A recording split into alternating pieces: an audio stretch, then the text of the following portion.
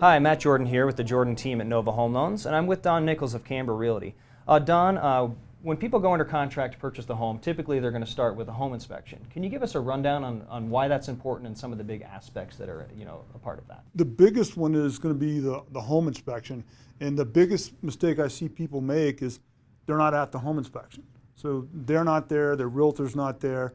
So my advice to people is, show up at the home inspection, have a printed copy of the seller's property disclosure, and follow that home inspector around and learn as much as you can about your new home. You'll be glad you did.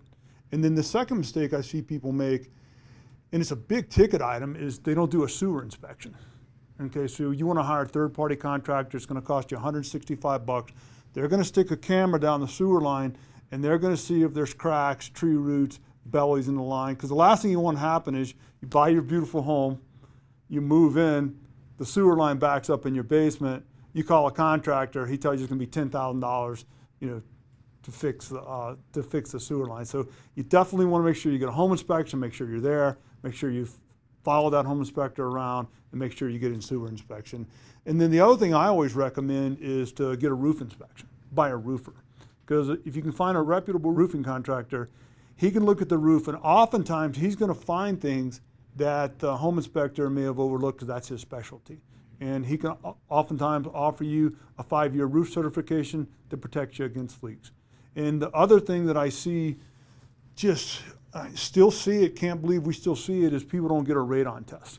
So here in Colorado, we have a lot of radon. It causes lung cancer. It's real easy to test for, and it's real easy to mitigate. And so those are the main things I see. The other thing that I think is critically important is if the home inspector comes out and he finds foundation issues. That's typically going to fall into a couple different scenarios. The first scenario is he's going to come out, he's going to look at the issue, and the engineer is going to look at it and he's going to say, yeah, it looks okay, you go ahead and proceed. And then the second scenario comes out is the engineer comes out, he looks at the foundation, and to you and I or our buyer, it looks bad, but the engineer says it's okay. And that's where I typically pump the brakes and think we need to pause there, because what if when you go to sell the house in 5 years, the next buyer comes in, he sees what you're looking at, and now you've got to sell him on why you should buy the house, and you might be stuck with an unsellable house. The other scenario you get into is the engineer comes out, he looks at it, he says, yeah, there's a problem. He defines a scope of work. You take that scope of work, you shoot it over to a contractor, you shoot it to the seller agrees to do the work, you close on the house, now you own the house. Well, 5 years later, the problem comes back, and it will, right? And then you call the contractor and the engineer that did it, they point to the fine print in the contract, they go, we're not covering it, you're on your own. And then so you're the one who's stuck with an unsellable home. So typically speaking, I'm super, super conservative about structural issues. They're one of the few things in the contract that I like to terminate.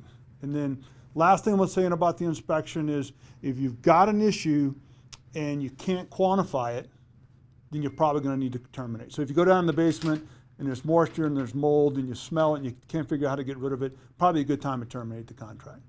What do you do if you do a home inspection and there's nothing wrong with the house? Well, this is a perfect opportunity to take 12 things out of the home inspection report that the inspector said could be wrong with the house. Take those 12 things, shoot it over to the seller and go, hey, can you please fix these 12 things, or give us a $7,000, $500 credit for our closing costs. Almost always the seller's going to give you some money to help pay for your closing costs. So if there's nothing wrong with the house, nothing wrong with shooting a list over to the seller, ask him to fix it. If he doesn't want to fix it, we're more than happy to take some closing costs. We do it all the time.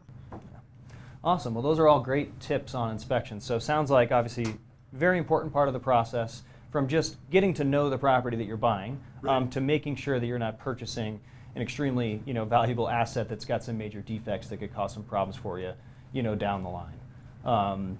So if any additional questions you have with respect to inspection items, Don has a wealth of information on that. He'd be happy to elaborate for you.